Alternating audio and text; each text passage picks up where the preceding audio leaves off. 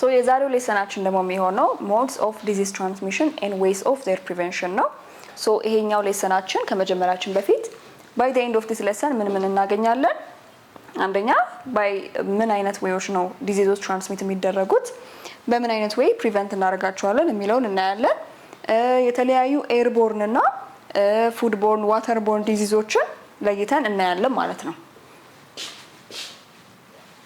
ሶ መጀመሪያ modes of transmission ማለት በሽታ እንዴት ነው የሚተላለፈው? በሽታ ኮዝ አለው ከእንደገና ደግሞ መተላለፊያ አለው። በሽታን የሚያመጣው ማይክሮ ኦርጋኒዝም ሊሆን ይችላል ኦር ትራውማ ሊሆን ይችላል። አንድ በሽታ ኮዝ የሚደረግበት የሆነ ምክንያት አለ። ነገር ግን አንድ በሽታ እንዲተላለፍ ከአንዱ ደግሞ ወደ ሌላው እንዲተላለፍ የሚያደርግበት ደግሞ ብዙ ሞድ ወይም ሜቶዶች አሉ። ሶ የመጀመሪያው modes of transmission is contact። ኮንታክት ማለት ንክኪ ማለት ነው። ለምሳሌ ስኪን ቱ ስኪን ሊሆን ይችላል ወይም ሰርፌስ ሌቭል ላይ ሰው ቆዳና ቆዳው ሲነካካ የሚተላለፉ በሽታዎች ነው። ከዚህ በፊት እንዳየነው ትዝ ካላችሁ ፈንጋዮች ላይ እቃ በመበዳደር የሚተላለፉ ብዙ አይነት በሽታዎች አሉ። ስለዚህ አብዛኞቹ ስኪን ቱ ስኪን ኮንታክት የሚተላለፉ በሽታዎች ፈንጋሊ ኮዝድ የሆኑ ዲዚዞች ናቸው። አትሌትስ ፉት፣ ሪንግወርም፣ ካንዲዲያሲስ የሚባሉት ማለት ነው። ሁለተኛው ሴክሹዋል ኮንታክት ነው። ይሄኛው it's another type of contact ነው። ይሄ ደግሞ sexually transmitted disease ነው። ሰዎች during sexual intercourse by the exchange of fluids ነው የሚተላለፈው። ከዚህ ውስጥ የሚጠቀሱት ሲፊሊስ፣ ኤድስ እና ጎኖሪያ የሚባሉት ናቸው። ከነዚህ ውስጥ ሲፊሊስ እና ጎኖሪያ በባክቴሪያ ነው ኮዝ የሚደረጉት፣ ኤድስ ደግሞ በቫይረስ ነው ኮዝ የሚደረገው ማለት ነው። ሌላ ኮንታክት ላይ ብለድ ቱ ብለድ አለ። ስኪን ቱ ስኪን ወይም ሴክሹዋል ብቻ ሳይሆን ደም እና ደም ሲነካካ ደግሞ ሊተላለፉ የሚችሉ በሽታዎች አሉ። ለምሳሌ ሼርድ ኒድልስ ትራንስፊውዥን ወይም ደግሞ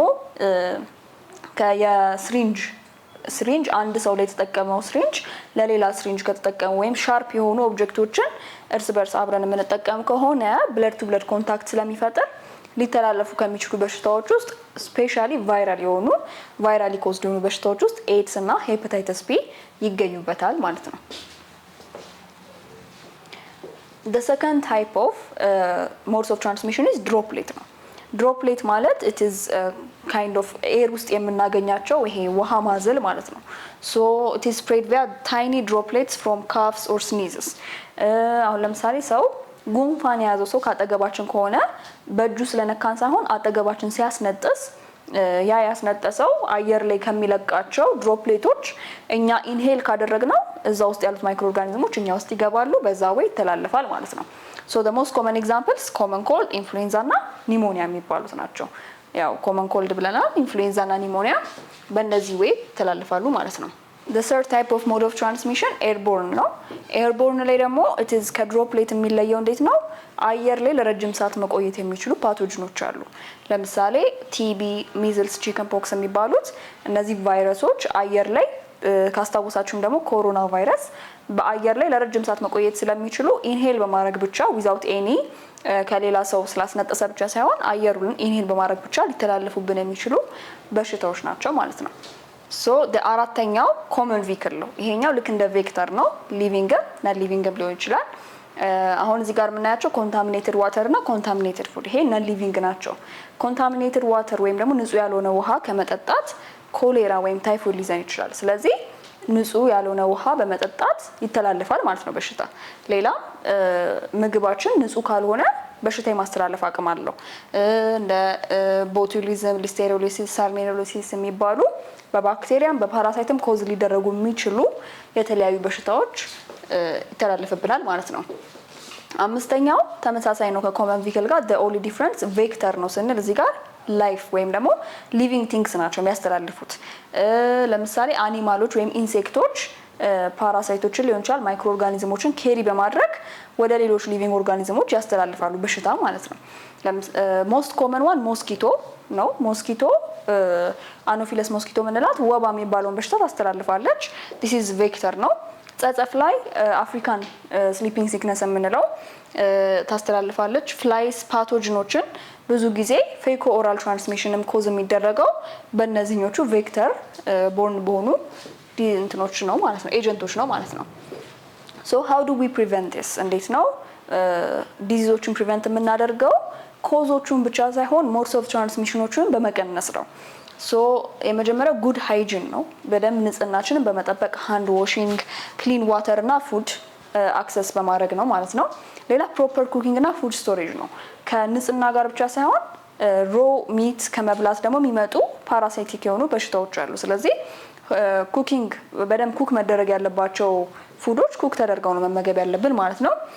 ሌላ ፕሮቴክቲቭ ባሪየርስ ፎር ሴክሹዋሊ ትራንስሚትድ ለሆኑ ዲዚዞች ፕሮቴክቲቭ የሆኑ ባሪየርስ ላይክ እንደ ኮንዶምስ፣ ግላቭ ምናምን መጠቀም ይኖርብናል ማለት ነው። ሌላ ኢንሴክት ኮንትሮል ነው።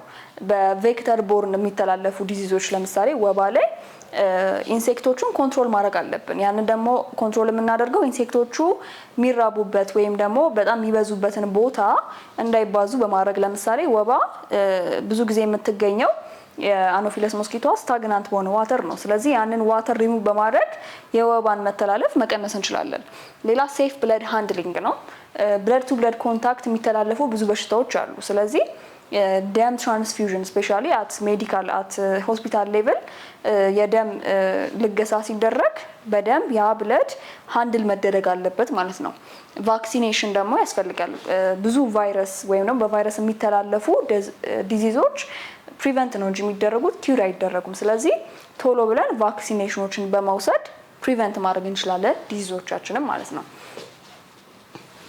ሶ በአጠቃላይ ሞድስ ኦፍ ትራንስሚሽን እና ፕሪቨንሽን ያለው ሌሰን ይህን ይመስላል። 5 የተለያዩ ሞድስ ኦፍ ትራንስሚሽን አይተናል። እናም ደግሞ እንዴት ፕሪቨንት እንደምናደርጋቸው በዚህ ሌሰን አይተናል።